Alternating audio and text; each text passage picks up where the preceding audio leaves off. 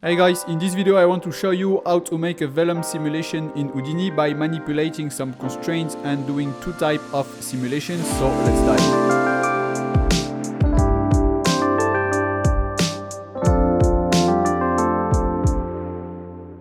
So here I've created a new blank scene and the first step is to add a new geometry node.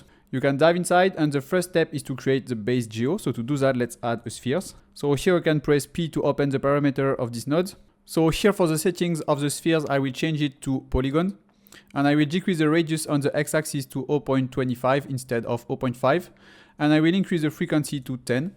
So now I will add a copy and transform node, and here for the copy and transform node I will create a total of 9 copy and I will change the value on the translation for the x-axis to 0.35. So here I can add a match size node to put everything on the center of the scenes. So now I can create one and single geo based on that. So to do that we can use VDB. So let's start by adding a VDB from polygon. And here we can decrease the voxel size to have a bit more resolution. So we can put the value at 0.02. So now let's add a VDB smooth SDF. And here we can change the mode to mean curvature flow and you can keep the iteration by default at 4. So now let's convert that back to polygon. So you can use the convert VDB node. And here we can convert from volume to polygon. So now we can create a nice topology for this geometry. So to do that, you can use a tool called Quad Remesher, which is included in Houdini. And here for the settings of the quad remesh, I will go to the symmetry tab and I will enable the symmetry for the X and the Z. And I will keep the topology settings as default. So now I can get this nice result. And I can put a null here to specify this is the base geo. So now let's create a convexity and concavity attribute. So to do that, you can use a node called labs measure curvature. And here you'll see you can get the preview of the two attributes here on the viewport with the two different colors. So here you can open the parameter of these two attributes and you can put the blur amount to 0 for each. And now let's add an attribute angle. And here you can type a little conditions. So you can type if f at concavity is over 0. Then we can remove point based on that. So let's use a function called remove point. And here you can type 0 for the first input and you can type at ptnum. So in that case, we can keep only this part of the geo. So now you can add an attribute delete node and you can remove all attributes. So here you can click on delete non-selected and you can keep everything empty. So now let's add a normal node and here let's add a group expression node. So in that case, we can create a little group for the top points of this geometry. So here we can change the group type from primitive to points. And here we can rename it something like top part. And here you can type your expressions. So you can make at p.y is over. And here you can create a little channel. So channel float. And you can give a name to this channel. So in my case, I will rename it something like top part. And here you can create this little channel by clicking on this. And you can make the value at something like 0.375. So now let's remesh this base geo for the Vellum simulations. So let's add a remesh node. And here for the settings of the remesh, I will change it to 0.03. So now you can create a new group for this entire geometry. So let's add a group node. And here you can rename it something like main bubble. You can copy that and paste it here for the group name. And you can change the group type from primitive to points and you can put everything to this group. So now we want to transfer the group that we have created here to this remeshed geometry. So to do that, let's use the group transform node. And you can plug this remesh geometry on the first input and you can put the original geometry here on the second input of the group transfer. And now you can transfer the point group called top part. And here you can decrease the distance threshold to something like 0.01. And now you can see it will transfer the group to this remesh geometry. So now let's create the little metallic ring. So to do that, let's add a torus. And here for the settings of the torus, you can change the orientation to x-axis. You can put the radius to 0.65. And here you can put the value at 0.065. So now you can put the rows number to 24 and this one to 48. So now you can copy the settings of this copy and transform node. So to do that, you can select this node, you can right click and click on action and create reference copy. In that case, it will keep the settings of this one and put it in a new node. So here you can put the torus for this new copy and transform node. And here you can see it will create 9 copies, but in our case, we want to get only 8. So here you can put this little channel -1. In that case, it will create 8 copies. And now you can also copy and paste the match size with Alt and left click. In that case, it will center everything. And now you can add a subdivide node just to get a bit more resolutions on our geo. And now you can create a new group for this entire geo. So let's add a group node. And here you can rename it something like ring. So you can copy the name and paste it here. So you can change the group type from primitive to points, and you can put everything into this group. So now you can remesh this geo for the Vellum simulation. So you can copy the remesh node with Alt and left click, and you can paste it here. In that case, we have the same resolution between the two different geometry. So now we can add a merge node. So you can plug this one and this one under the merge node. And of course, it's a bit too big for now. So we have to go to the torus, and here we have to decrease the uniform scale to 0.60. So now we have this result. So we have our base geo and we have the little rings inside. So now we can do the Vellum simulation based on that. So for the Vellum simulation, we want to have this part of the geo quite rigid. So to do that, we can use a Vellum constraint. And here we can change the constraint type, and you can put it to shape match. In that case, we can make a Vellum simulation with quite rigid body stuff inside. So this part will be the rigid body part. And now we can create the spheres for the bubbles. So let's add the sphere node. And here for the settings of the spheres, you can change it to polygons. And here you can keep everything by default. You can just increase the frequency to 10. So now let's add the copy and transform node. So here for the settings of this node, we can create 3 copy. And here we can translate it on the x-axis to 1.15. And now let's add a new match size node to put everything to the center of the scenes. So now let's add a transform node. And you can move them a bit on the y-axis to something like 2. Of course, it's up to you. You can change the value if you want. So now we can put these 3 spheres under a group. So let's add a new group node. And here you can rename it something like, so you can copy the group name and you can paste it here. So now you can change the group type from primitive to points, and you can put everything to this group. So now let's add the group expressions one more time. And here for this one, you can change the group type from primitive to points, because we want to create a point group for the bottom of the spheres. And here you can rename it something like bottom spheres. And here you can type at p.y is below, and here you can create a new channel float. So you can type CHF, and here you can give a name to this channel float. So in my case, I will name it something like bottom spheres. So you can create the channel by clicking on this, and in my case, I will put the value at 1.75. In that case, we can put the bottom part of the spheres into this group. So now we can create the Vellum constraint for this part of the simulations. So here we can use a Vellum configure struts soft body. So it will create a Vellum close and a Vellum struts constraints. So you can plug that to the geo. Imagine having access to over 40 hours of exclusive Houdini tutorials. And that library keeps growing every month with brand new content.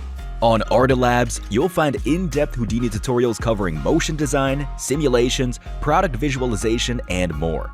Plus, you get access to all project files so you can follow along step by step. And right now, we're offering an extra 20% off the annual membership, on top of the 10% discount already included when compared to the monthly plan. This exclusive deal is available for the first 30 people, so don't miss out. Click the link below. Your 20% discount is applied automatically. Secure your spot before it's gone.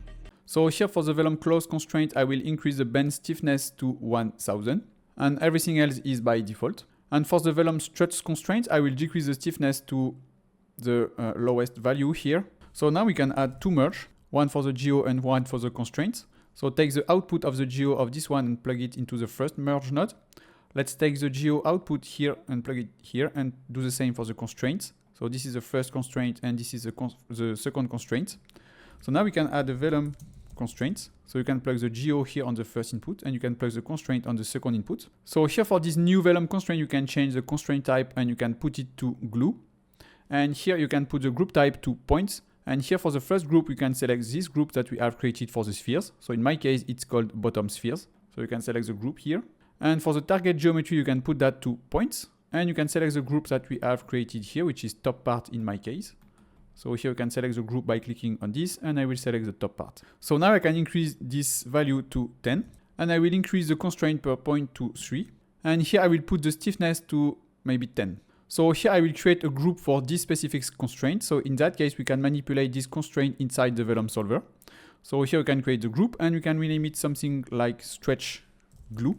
So now we want to avoid getting this main part flying in every direction on the 3D space. So we want to keep it quite static. So to do that, we can use another Vellum constraints. And here for this Vellum constraint, you can change it to pin to target. And here you can select a group for this constraint. So you can change the group type from primitive to points. And we want to select the group called main bubbles and also the group called ring. So you can select that here. You can select this on the little drop down here. So main bubble and ring. And for the settings of this constraint, I will change it from permanent to soft. And here I will put the value to 1. Everything else is by default. So now let's add a new Vellum constraint. So we can do the same for the spheres. In that case, we can keep quite a nice position for the spheres over time. So we can add a new Vellum constraint, and here we can change the constraint type to pin to target. And here we can select a group like we did before. So we can select a point group, and here the group that we want to target is this one, which is spheres in my case. So here I can select the group name by clicking on the drop down, and I can select my spheres group. So like before, I will change the pin type to soft, and here I will put the value to 0.01, and everything else is by default. So now let's add the Vellum solver. And here with the Vellum solver, everything is by default. I just remove the gravity. So here you can go to the force tab and you can put the gravity value to 0. So now we can dive inside the Vellum solver. And here we can use the Vellum constraint properties. And you can plug that to the source. And here we can target a group to manipulate some value. And here we want to target the group that we have created here for the glue. So we have created a group called stretch glue. So we want to target that group inside the Vellum solver. So here we can enable the group, and here we can select the stretch glue groups. And here you can manipulate the rest length scale. So here, if you want, you can put some keyframe and play with different value, but in my case, I will use chops to animate this value over time.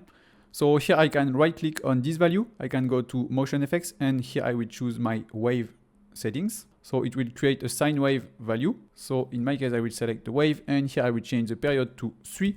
I will put the phase to minus 0.25.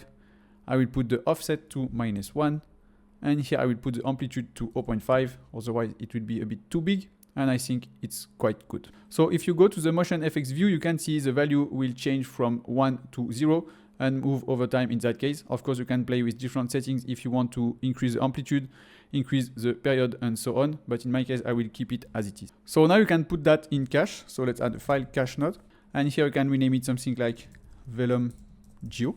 Here you can put that to explicit, and you can put that under the cache folder and under the $OS folder. And here you can put that in cache for, let's say, the entire timeline. So here you can just click on save to disk. So now we have the results of the first Vellum simulations. So if you want to have a bit more movement for the main pieces here, you can just decrease the stiffness of the pin to target constraints. Of course, it's up to you.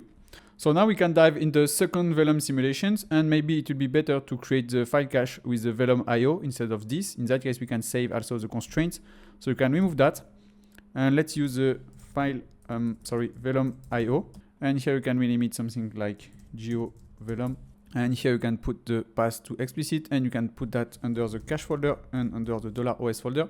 And you can redo the cache for this one. In that case, we can get the output of the constraint for the next simulations. So now to create the hair between the spheres and the main part, you can take the output of the constraint here. So we can add a null. In that case, we can keep only the constraints. So now we want to remove all the constraints and keep only the glue constraints. So to do that, you can use the split node. And here with the split, you can select the stretch glue constraints. In that case, it will keep only this one. So now you can add an attribute delete, and you can remove all the attributes. So here you can keep everything empty, and you can select delete non-selected. And now you can add a group delete, and you can delete every group. So here you can put a little star here. In that case, it will remove every groups. And now you can create a loop, and you can add the loop for each connected pieces. And here under this one, you can add a resample node, and you can put the resample inside the loop. And here for the settings of this one, we want to avoid getting this one enabled because the length of the primitive will change over time. So we want to keep the same number of points for each primitive over time. So here we want to enable these options, and we want to change the segment from 10 to 30. In that case, we have quite high-res line for the Vellum hair simulations. And here you can also enable the curve view attribute. So now let's create some point group for the Vellum here. So let's start by creating a first group expression node. Here for this one, you can change the group type from primitive to points. And here you can change the group name to something like top. And here you can type f at curve view is equal to 1. In that case, you can rename the group to bottom. So now you can copy and paste this group expression with Alt and left click. And you can change the name from bottom to top. And now you can put the curve view value at 0. So in that case, we have a first point group for the bottom points, and we have a second point group for the top points. So now let's create a group for these two. So let's add a group combine. And here for the group combine, you can rename it something like pin here is equal to our bottom with our top. So in that case, we have a new group called pin here, with the bottom and the top point group. So now let's create a Vellum configure here. So here for the settings, everything is by default. Of course, it's up to you if you want to tweak some settings for the bend stiffness and so on. The only thing we want to add is the pinpoint groups that we have created here, called pin here. So here you can select the group pin here and you can click on match animations. So now we want to add a collider object for these Vellum hair simulations, and we want to get the hair collide with our Vellum geometry. So here we can copy and paste the attribute delete and the group delete node. So you can select these two, you can press Alt and left click to copy them. In that case, we can remove all the attribute and we can remove all the group. So take the geo output and plug it here. So now you can add a group node and you can rename it something like geo Vellum. So you can copy that and paste it here. So you can put that under a point group and you can put everything to this group. So now you can plug the collider geometry here on the last input of the Vellum here. And now you can add a Vellum solver. So here for the Vellum solver, everything is by default. You can just go to the force tab and you can disable the gravity. So here you can dive inside and here you can add a little bit of force. So you can add a little pop wind. So you can plug that to the force.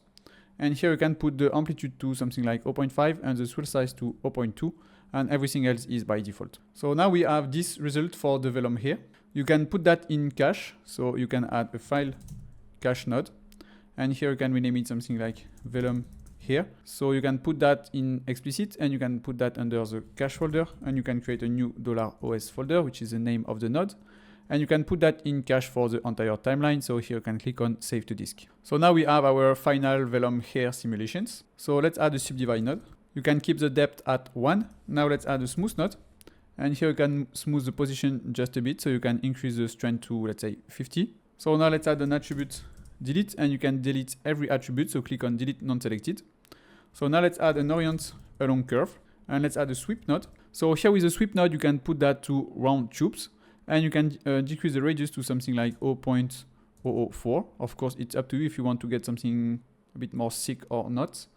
And here you can put the end cap to single polygon and you can disable the stretch around tube. If you want, you can apply the scale along curve to tweak the scale based on the total length of the primitives. So now let's add a normal node. And let's add a null to specify this is the output for the line. So you can rename it out and you can just use this one for the final render. So now you can take the output of the Vellum here. You can add a split node and here with a split you can select the spheres and here you can add a normal node and you can add a peak node and here you can put the value of the peak to something like 0.005, just a little bit. And now let's add a smooth and let's add a null and you can use this one for the render. So you can rename it render. So now let's take the output of the Vellum IO one more time. Let's use the split node. And this time we can select our main part. So we can select these main bubbles. Here you can use a point deform node. So for the point deform, we can use the original geo that we have here under the base geo. You can plug that to the first input. Here you can take the group transfer and you can plug that to the second input and you can plug the output of the split to the third input of the point deform. In that case, you can create a Vellum simulation with the original geometry. So now you can add a normal node. And here you can add a null to specify this is the output for the render. So you can rename it something like out main. And if you want, you can add a subdivide node here for the first input. So now we can do the same for the ring. So we can take the output of the geo here. You can add a new split node. And here with this split node, you can select the rings. But for some reason, it will create some holes in the ring here. I'm not sure why, but I think it's a bug or something like this. So now we can take the second output of this split node. You can plug that here. And instead of ring, we can select the spheres. And now you can take the second output of this split and you can add a null. In that case, we have the ring without any holes. And now you can use a point deform node. And you can plug the original geo for the rings, which is, so you can plug that to the first input. We can take the remesh versions on the second input and we can put the animated Vellum on the last input of the point deform. In that case, we have this. So now we can add a normal node. And here we can add a null to specify this is the output for the ring. So we can rename it out rings. And now you have everything for the render. So you have the spheres, we have the main spheres, the rings and the bubbles. So here you can add a merge just to have a viz of everything. So you can select this one, this one, this one, and the last one, and you can plug that to the merge. And this one is just for viz, so you can rename it viz. And this is the result of the simulations. That's it for today, guys. Thanks for watching, and don't forget to subscribe to our channel and check Artivoxa.com to get premium 3D resources. You can access to this project file with our Artifiles membership. See you in the next one. Bye.